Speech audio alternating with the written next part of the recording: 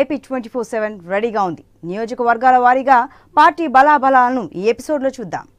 విశాఖపట్నంలోని పాడేరు గిరిజన ప్రాబల్యం ఉన్న జిల్లా. ఒకప్పుడు కాంగ్రెస్కు ఇది కంచుకోటగా ఉన్న ఈ నియోజకవర్గంలో 2014లో వైసీపీ పాగా వేసింది. ఇక్కడి నుంచి మాజీ టీచర్ అమ్మ గిడ్డి ఈశ్వరి ఎమ్మెల్యేగా గెలుపొందారు.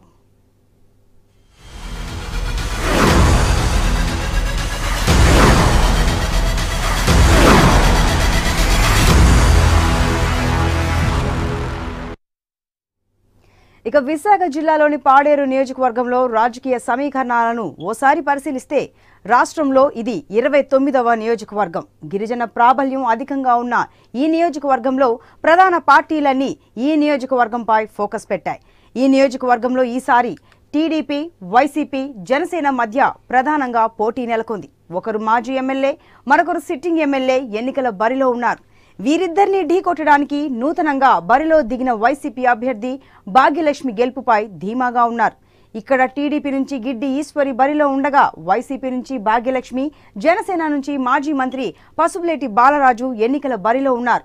జనసేనతో సిపిఐ పొత్తు పెట్టుకున్న నేపథ్యంలో పాడేరులో జనసేన అభ్యర్థి టీడీపీ, వైసీపీల గట్టి పోటీ ఇచ్చే అవకాశం ఉంది. దీంతో ఇక్కడ ట్రయాంగిల్ ఫైట్ నెలకొంది.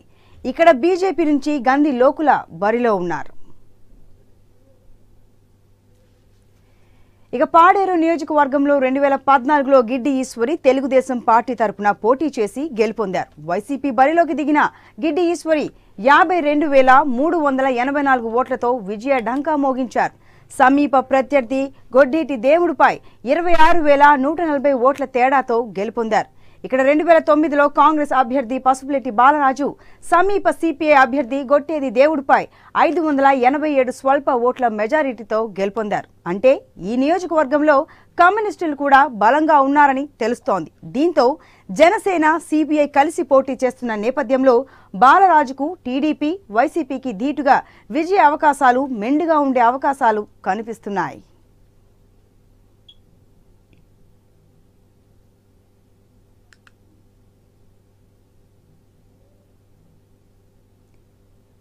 ఇక పాడేరు నియోజకవర్గంలో 2014-2019 మధ్య ఓట్ల వ్యత్యాసాన్ని ఓసారి పరిశీలిస్తే పాడేరు నియోజకవర్గంలో 2014లో 2,13,796 మంది ఓటర్లు ఉంటే ప్రస్తుతం ఈ సంఖ్య 2,29,985కు పెరిగాయి. అయితే మొత్తం మీద 8,189 ఓట్లు పెరిగినట్టయింది.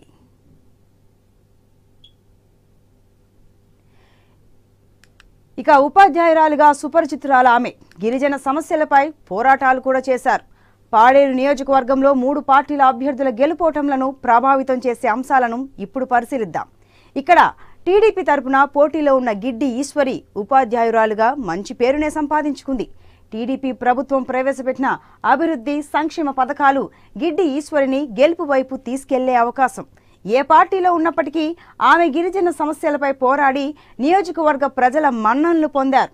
వైసీపీ నుంచి ఎమ్మెల్యేగా గెలిచిన గిడ్డి టీడీపీలోకి దూకడంతో నియోజకవర్గంలో కొంత ప్రతికూల వాతావరణం కూడా కనిపిస్తోంది.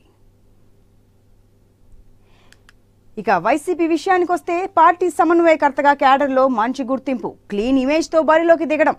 వైసీపీ అభ్యర్థి భాగ్యలక్ష్మి విషయానికి వస్తే ఈ నియోజకవర్గంలో చివరి వరకు విశ్వేశ్వరరాజు పేరు వినిపించినా చివరికి వైసీపీ కొట్టగుల్లి భాగ్యలక్ష్మిని అభ్యర్థిగా ప్రకటించింది. ఈమె క్లీన్ ఇమేజ్తో బరిలోకి దిగుతోంది. వైసీపీ అధిష్టానం పార్టీ టికెట్ కన్ఫర్మ్ చేయడంతో భాగ్యలక్ష్మి ప్రచారంలో దూసుకుపోతున్నారు. వైసీపీకి పరిస్థితులు అనుకూలంగా మార్చేందుకు జగన్ ప్రచారం కోసం పాడేరు పార్టీ వర్గాలు ఎదురు చూస్తున్నాయి. ఇక జనసేన విషయానికి వస్తే బస్సు కండక్టర్ నుంచి రాజకీయ అరంగేట్రం, సుదీర్ఘ రాజకీయ అనుభవం కలిగిన నేత ఆయన. ఇక్కడ జనసేన అభ్యర్థిగా బరిలోకి దిగిన పసుపులేటి బాలరాజు ఏజెన్సీ ప్రాంత ప్రజలకు సుపరిచితుడు. 2 సార్లు మంత్రిగా పనిచేసిన బాలరాజు అనుభవం కలిసొచ్చే అంశమే. కాంగ్రెస్ హయాంలో మంత్రిగా ఉన్నప్పుడు చేసిన అభివృద్ధి, జనసేన బలం తోడవుతాయని ఆశిస్తున్నారు. గిరిజనుల కోసం పోరాటం, సంక్షేమ పథకాల అమలు ఇది ప్లస్ అని చెప్పాలి. ఇక వైసీపీ నుంచి టీడీపీలోకి రావడం ప్రతికూల అంశంగా మారింది.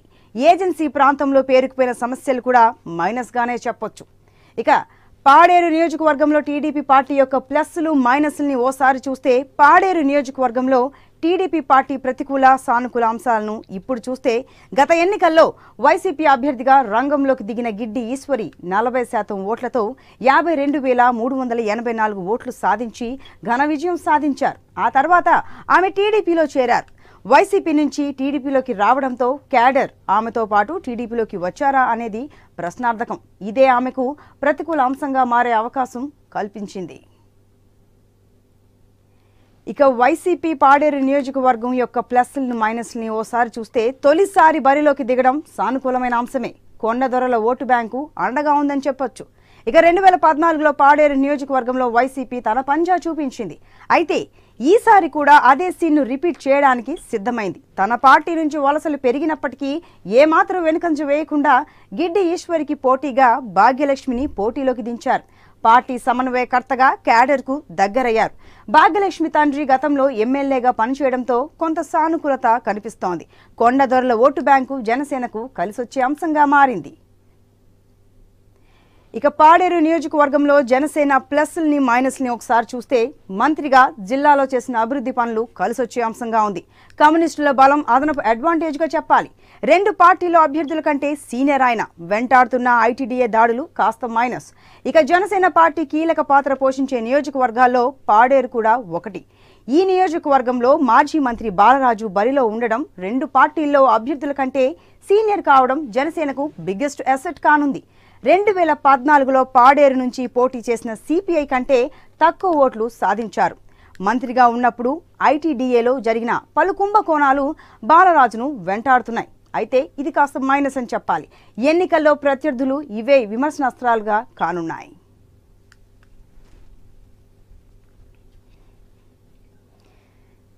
ఇక పాడేరు నియోజకవర్గంలో పార్టీల బలాబలాలు ఎలా ఉన్నాయో మా ప్రతినిధి ప్రసాద్ అందిస్తారు. ప్రసాద్, చెప్పండి. ప్రస్తుతం పాలేరు నియోజకవర్గం అన్ని పార్టీలకు కీలకంగా మారింది. అయితే ఈ నియోజకవర్గంలో ఆయా పార్టీల బలాబలాలు ఏ విధంగా ఉన్నాయి? సంతోషి, విశాఖ జిల్లా ఏజెన్సీ పరిధిలో ఉన్న పాడేరు నియోజకవర్గం ఒక విభిన్నమైనదిగా చెప్పుకోవచ్చు. ముఖ్యంగా కాంగ్రెస్ వ్యతిరేక పవనాలు ఎక్కువగా వీచే ఈ నియోజకవర్గంలో గిరిజనులు మొన్నటి వరకు తెలుగుదేశం పార్టీకి పట్టం కట్టారు. మధ్యలో బీఎస్పీకి పట్టం కట్టిన పరిస్థితులు కూడా మనం చూసాం. 2004లో బీఎస్పీ అభ్యర్థి గెలిచిన సందర్భాలు ఉన్నాయి. 2009లో మాత్రం వైఎస్ ప్రభంజనంతో అయితే కండక్టర్ గా పనిచేస్తూ రాజకీయాల్లో గొడిగిన పసుపులేటి బాలరాజు గెలవడంతో పాటు మంత్రి కూడా అయ్యారు. ఆ తర్వాత ఆయన సుదీర్ఘమైన రాజకీయ అనుభవాన్ని తీసుకోవడం జరిగింది. ఆ తర్వాత 2014కు వచ్చేటప్పటికి వైసీపీ ప్రభంజనాన్ని కూడా మనం చూడడం జరిగింది. మొత్తం పరిణామాలను ఒకసారి చూసుకుంటే పూర్తిగా గిరిజన ప్రాంతం, తండాలు ఉండే వాతావరణం, ఎక్కువగా రహదారుల సమస్య, తాగునీటి సమస్య, ఎక్కడికెక్కడే సమస్యలు, ఐటీడీఏ ఉన్న పేరుకే అన్నట్లుగా వ్యవహరించడం, ఇవన్నీ కూడా నిత్యం సమస్యలతో ముందుకు సాగే గిరిజనానికి ఎవరు అండగా ఉంటారనేది ఇప్పటికి కూడా $1 మిలియన్ ప్రశ్నగానే మిగిలిపోయింది. తెలుగుదేశం పార్టీకి ఎక్కువ సార్లు అధికారాన్ని కట్టబెట్టినప్పుడు కూడా అక్కడ సమస్యలు ఏమాత్రం కూడా పరిష్కరించలేకపోవడం అనేది పెద్ద మైనస్ గా ఇప్పటికీ ఉంది.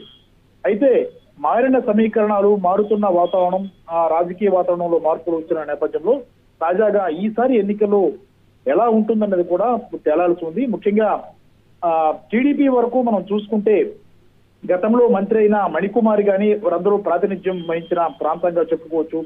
సిపిఐకు చింతపల్లి నియోజకవర్గంగా ఉన్న పరిస్థితుల్లో సిపిఐ గట్టి పట్టు సాధించిన పరిస్థితి కూడా ఉంది. గొట్టేటి దేవుడు ఒకసారి ఎమ్మెల్యే కూడా అయిన పరిస్థితులు ఈ ప్రాంతంలో ఉన్నాయి. అయితే తాజా రాజకీయ పరిణామాలను ఒకసారి మనం గమనంలోకి తీసుకుంటే తెలుగుదేశం పార్టీకి వైసీపీ వచ్చిన తర్వాత పూర్తిగా ఓటు బ్యాంకు వైసీపీ కొల్లగొట్టుకోవడం అనేది జరుగుతూ వచ్చింది. అక్కడ నేతల్లో పూర్తి స్థాయిలో నాయకత్వ లోపం ఒకటి, మరొకటి మావోయిస్టుల బెదిరింపులు, ముఖ్యంగా బాక్సైట్ విధానాలతో ఒక్కసారిగా ఆ ప్రాంతం అంతా కూడా తెలుగుదేశం పార్టీకి దూరమైన పరిస్థితి, గిరిజనుల్లో వ్యతిరేక భావాన్ని పెంచిన పరిస్థితి. ఆ తర్వాత ఇప్పుడు తాజాగా మారుతున్న వాతావరణంలో తెలుగుదేశం పార్టీ చేసిన సంక్షేమ పథకాలు కానీ, అభివృద్ధి ఫలాలు కానీ ఇవన్నీ గిరిజనులకు నేరుగా చేరుతున్నాయా లేదా అనేది కూడా తేలాల్సి ఉంది. ఆ ప్రాతిపదికనే ఎన్నికలు జరిగితే ఖచ్చితంగా ప్రతి గిరిజనులకు న్యాయం జరిగితే టీడీపీ గెలిచే అవకాశాలు ఉంటాయి. అది కాకుండా కేవలం వ్యక్తులు మరికొంతమంది కార్యకర్తలకే మేలు జరిగితే మాత్రం గిరిజనులు మళ్ళీ యథావిధిగా ప్రత్యామ్నాయ పార్టీ వైపు ఏదైతే ప్రతిపక్ష పార్టీ వైపు మొగ్గు చూపే అవకాశాలు ఉంటాయి. ఇప్పుడు ప్రస్తుతం అయితే సిట్టింగ్ ఎమ్మెల్యేగా ఉన్న గిడ్డి ఈశ్వరి ఉపాధ్యాయురాలుగా ఉంటూ ప్రజా సమస్యలను ప్రజా పోరాటాలను చేసుకుంటూ గిరిజన ప్రజలను ఆకర్షిస్తూ. Okay Prasad, thank you.